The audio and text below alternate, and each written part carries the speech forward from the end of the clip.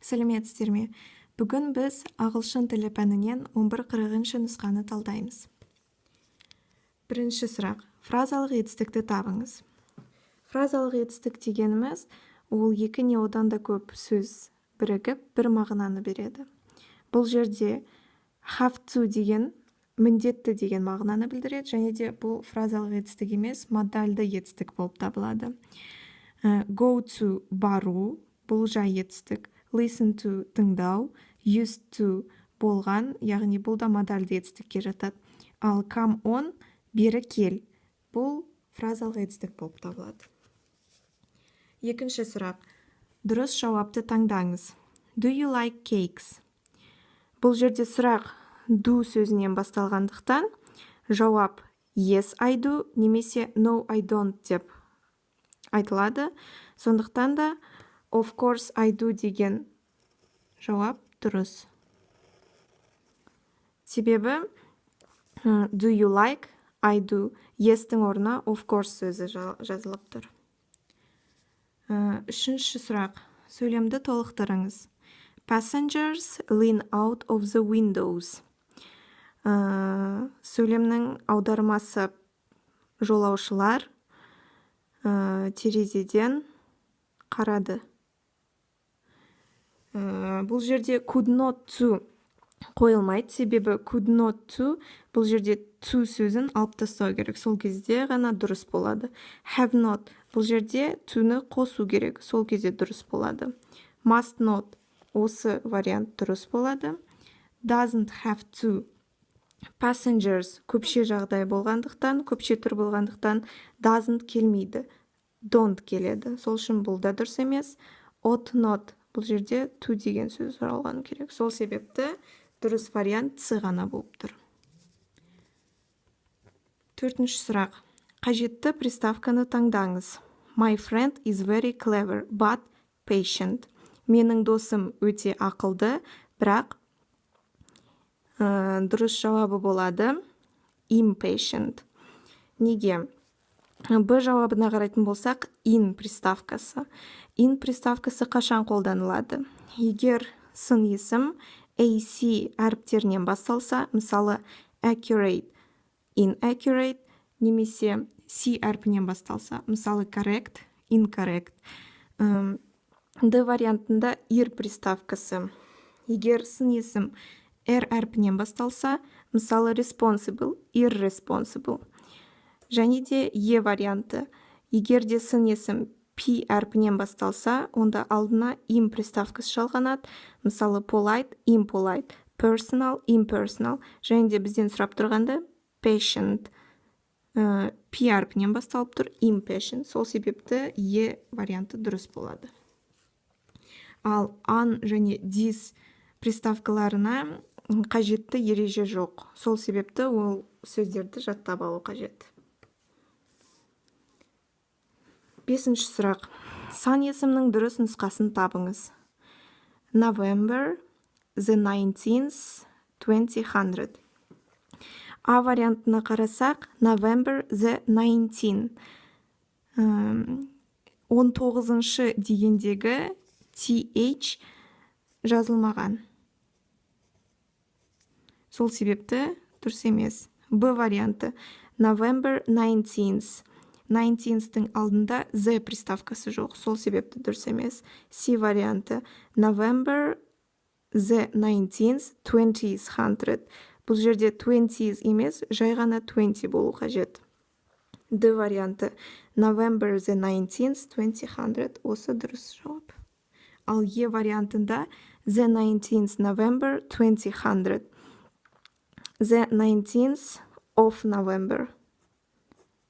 Сол себепті дұрыс емес. Келесі сұрақ. Алтыншы. Салыстырмалы шырайдағы сын есім. А вариантында bad. Жаман. Бұл жай сын есім. С вариантында baddest. Бұл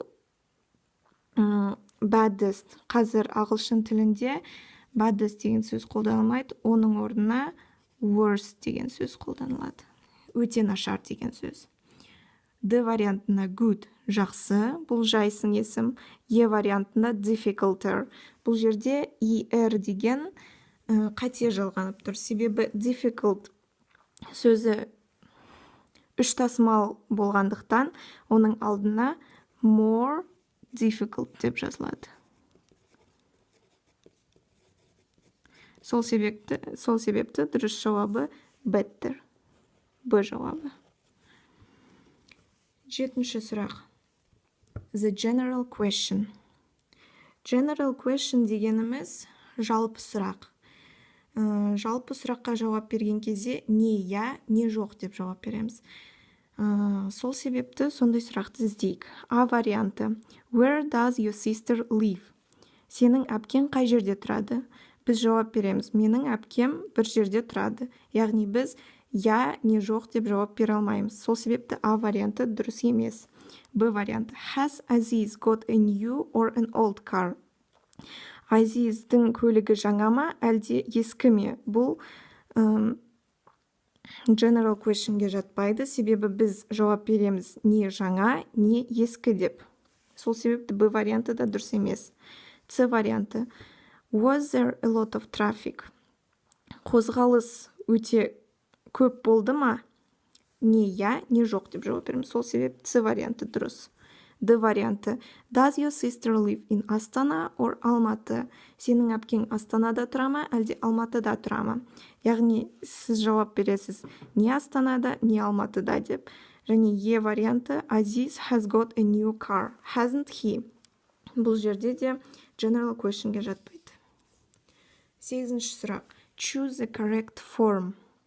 There a nice lamp on the table. Бірінші nice lamp деген жекеше түр. Жекеше түрде орналасқан. Сол себепті біз where'ді қолдана алмаймыз, себебі бұл көпше түрге келеді. There being a nice lamp деп біз айта алмаймыз. There are a nice lamp деп айта алмаймыз, себебі are деген көпше түрде қолданылады, a lamp деген жекеше түр. M деген тек I есімдігіне ғана жалғанады. Сол себепті was ғана қалып тұр. Дұрыс жауабы. 9-ші сұрақ. Сөйлемнің дұрыс жалғасын табыңыз. He will send us a letter. Ол бізге хат жолдайды. Осы сөйлемнің future in the past сөйлем табу керек. Бірінші сөйлем he will send a letter.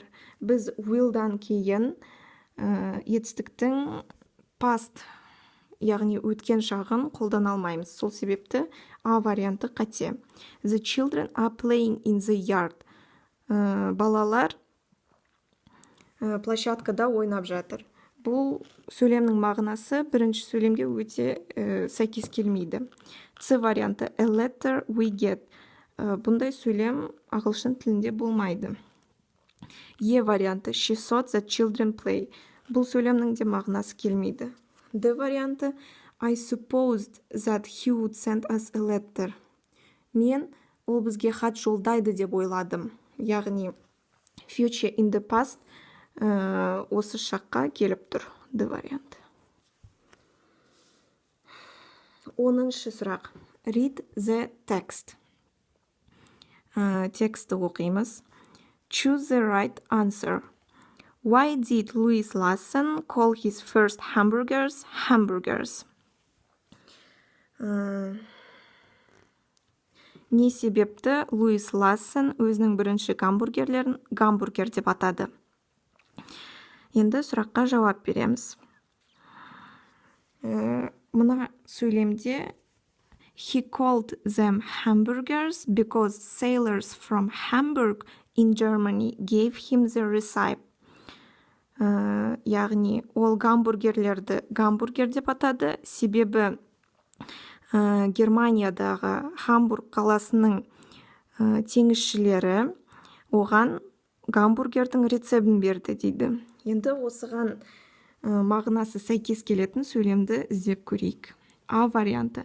Hamburgers are served between two slices of toast. Гамбургерлер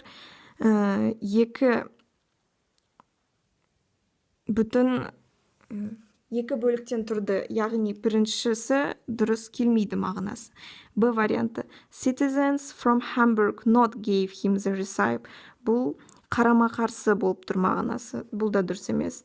Businessmen loved them and bought them. Бизнесмендер өте жақсы көрді және сатып алды. Бұл да мағынасы сәйкес келмейді. Sells hamburgers in Connecticut. Connecticut қаласында гамбургерлер сатылды. Бұл да келмейді. Және Е варианты. Made and sold the first hamburgers in Hamburg. Гамбургерлерді ең алғаш Гамбургте жасап сатты. Осы вариант сәйкес келеді. Е варианты дұрыс. Келесі 11-ші сұрақ. Берілген сұрақтың дұрыс жауабын табыңыз. How many crosses are there on the flag of the UK?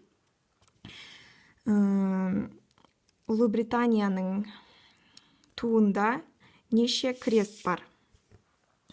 Біз білетіндей, Ұлыбританияның туында 3 крест бар. Бұны жаттап алу керек. 12-ші сұрақ. Күшейтпелі шырайдағы сын есімнің дұрыс нұсқасын табыңыз. Күшейтпелі шырай, яғни the most деп басталады күшейтпелі шырай. She is person in class. Most intelligent келмейді, себебі алдында the артиклі жоқ. The intelligent келмейді, себебі most деген сөз жоқ. Intelligent бұл жай сын есім. More intelligent бұл салыстырмалы шырай болады. The most intelligent Е варианты дұрыс. 13-ші сұрақ. Complete the sentence. Have you heard that went to Vietnam? My friend. Дұрыс жауабы А вариант. Менің досым. Сен естідің бе?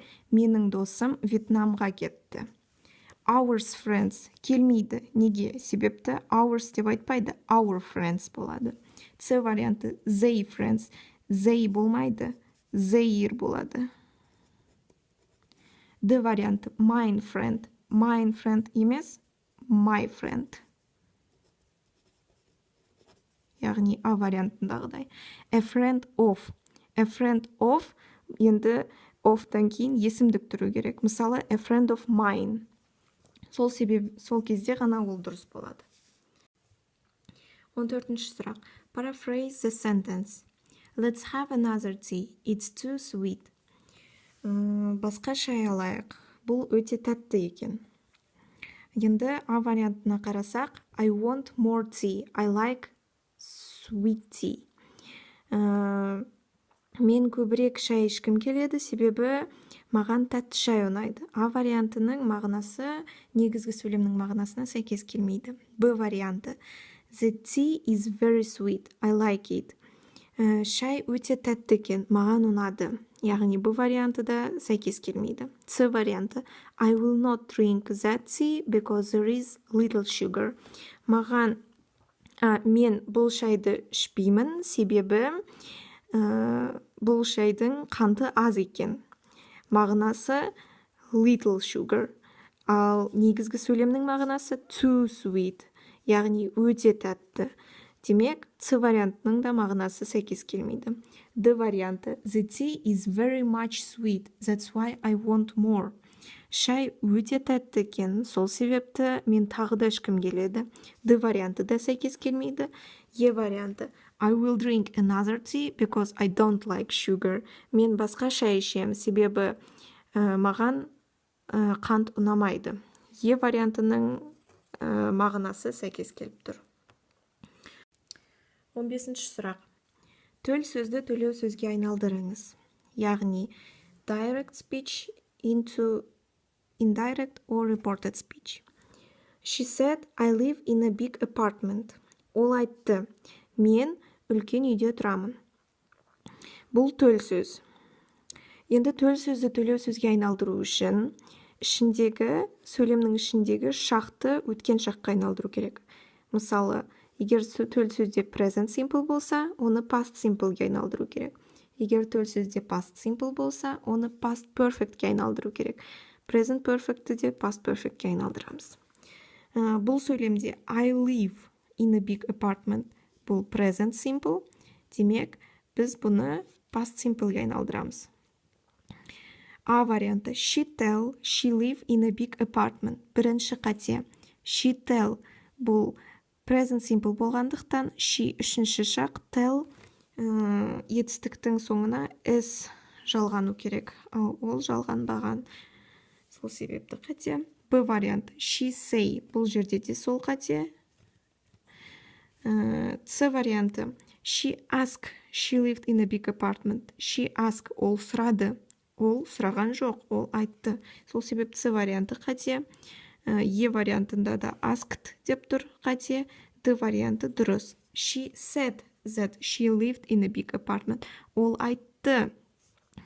Ол үлкен үйде тұрғанын айтты. Яғни live present simple, lived past simpleге айналып тұр. Сол себепті варианты дұрыс. 16-шы сұрақ. Төл сөзді төлеу сөзге айналдырыңыз. They told me we were really happy. Were бұл past simple, ал past simple past perfectке айналады. Енді қарайық. They tell me. Бұл жерде told me болғандықтан told'ты қарайық. Міне, told. Ask келмейді, себебі ол сұраған жоқ. Told me, олар маған айтты. Ал С вариантына they tell him, оған айтты деп тұр. С варианты да келмейді. They tell me, яғни tell болмау керек, told бол керек. Сол себепті Б варианты дұрыс. They told me that they had been really happy. Were had been, яғни past perfectке айналып тұр. Сол себепті Б варианты дұрыс. 17-ші сұрақ. Сөйлемді аяқтаңыз. Алматы was the capital until. Алматы Астана болды қай жылға дейін? Яғни бұл сұрақ Д варианты дұрыс. December 1997. 1997 жыл желтоқсан айына дейін Алматы Қазақстанның астанасы болды. 18-ші сұрақ. Приставка арқылы туынды сөз жасаңыз. Understanding. Бұл жерде understanding деген сөздің алдына тек miss приставкасы жалғанады. Бұл приставкаларды жаттау керек. 19-ші сұрақ. Есімдікті белгілеңіз. Apples look nice. Can I have one? Яғни алмалар өте жақсы көрінеді. Мен біреуін алсам бола ма дейді. Apples көпше тұр. Сол себепті that келмейді. That жекеше тұр. Then бұл мүлде мағынасы сәйкес келмейді. Then деген аудармасы кейін. This бұл да жекеше тұр. N деген бұл да жекеше тұр. An apple. Those деген көпше тұр. Сол себепті Д варианты ғана сәйкес келеді. 20-ші сұрақ. Етістіктің дұрыс нұсқасын таңдаңыз. If the questions easy enough, everyone the test. Бұл сөйлем conditionalға арналған. Яғни conditional, third conditional. Үшінші conditionalдың ережесі бойынша сөйлемнің мағынасы өмірде болмайды. Яғни unreal situation. Енді қарап көрейік. А вариантында if the questions had been easy enough, everyone would have passed the test.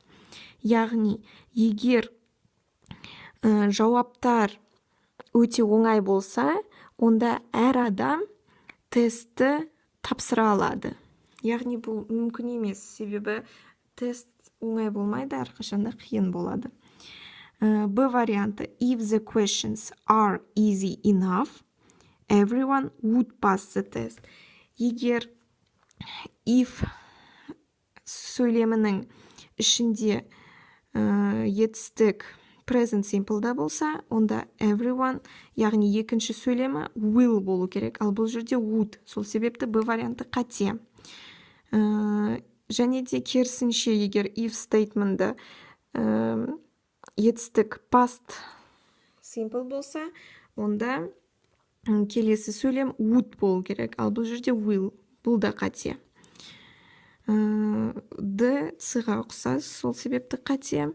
Және де Е will if statement, яғни if сөйлемінің ішінде will ifпен бірге сәйкес келмейді. Сол себепті E варианты да қате. Тек А варианты дұрыс. Енді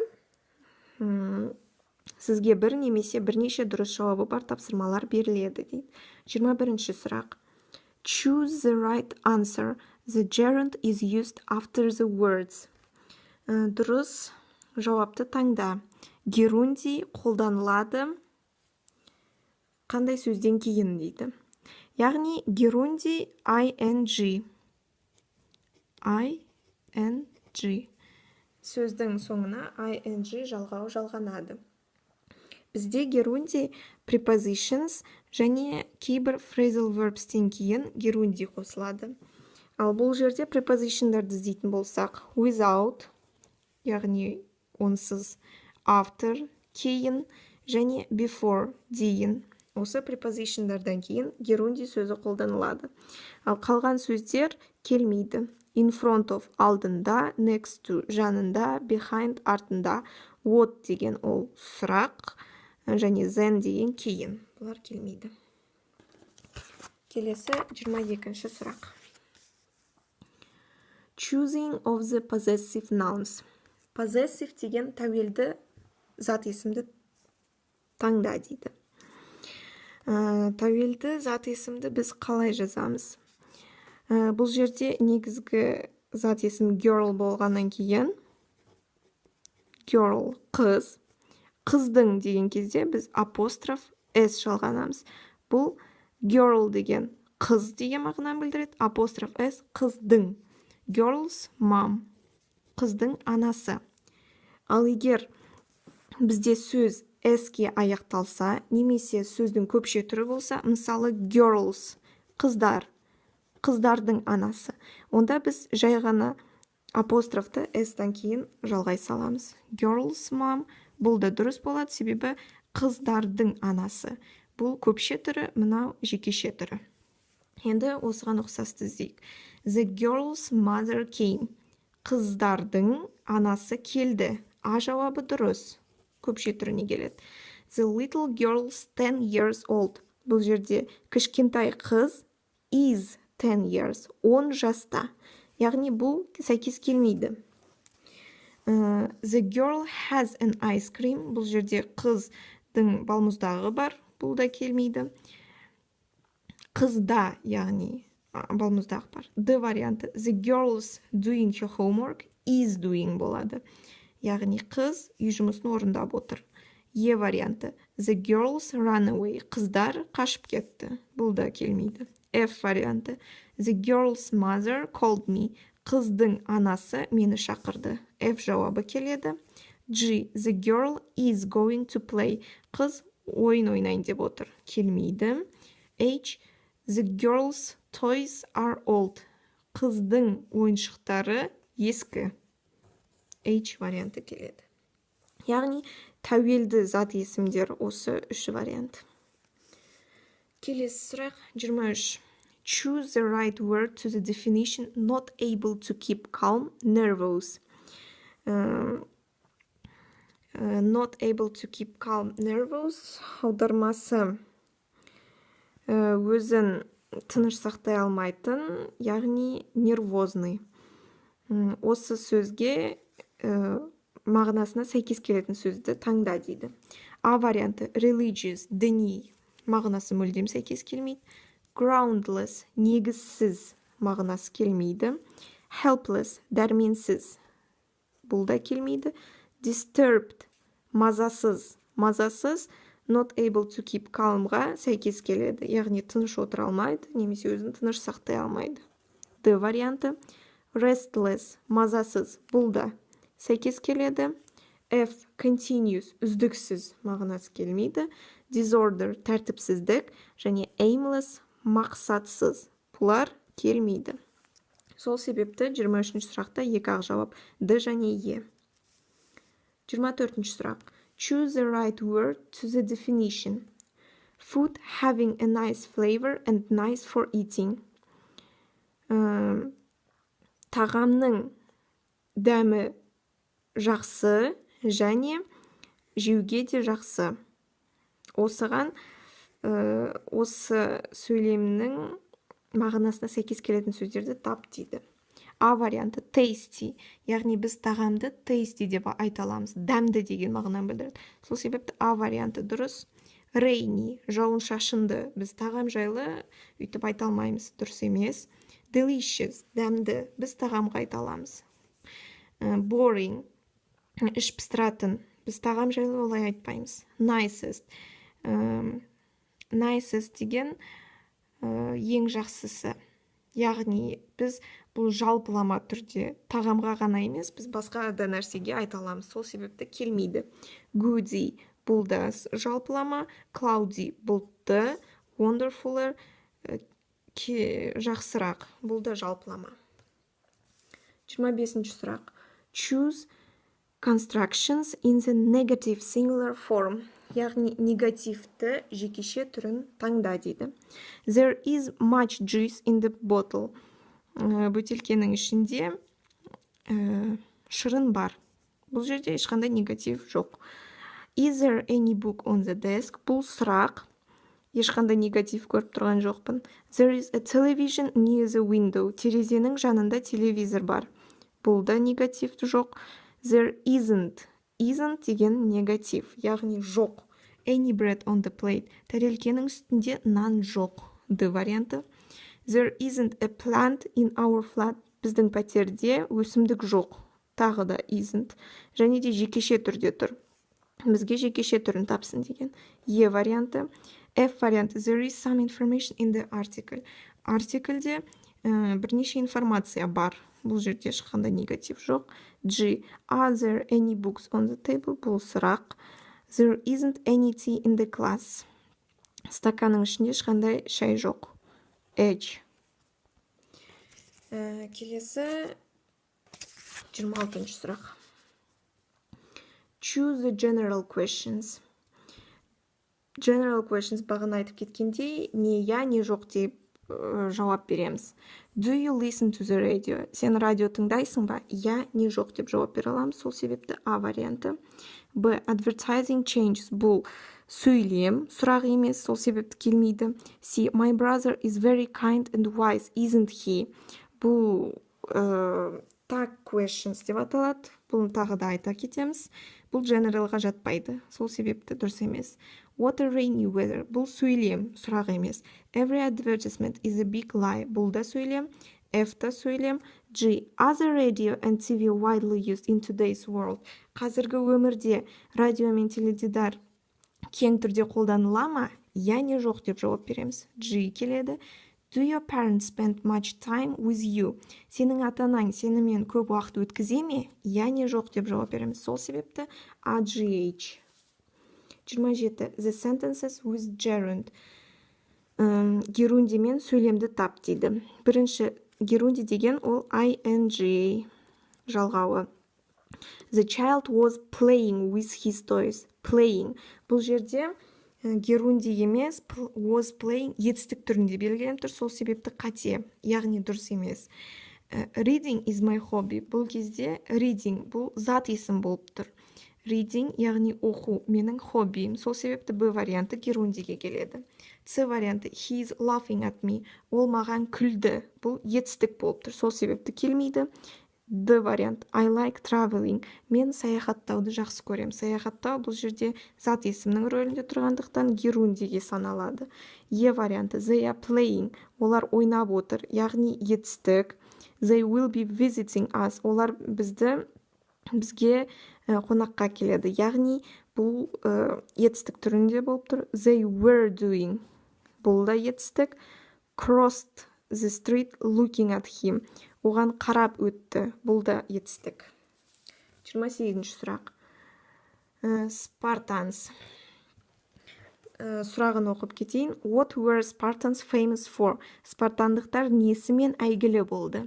Енді осы сөйлемді мәтінен іздейтін болсақ, they were famous for their simplest habits and their bravery. Яғни осы екі сөз табу керек.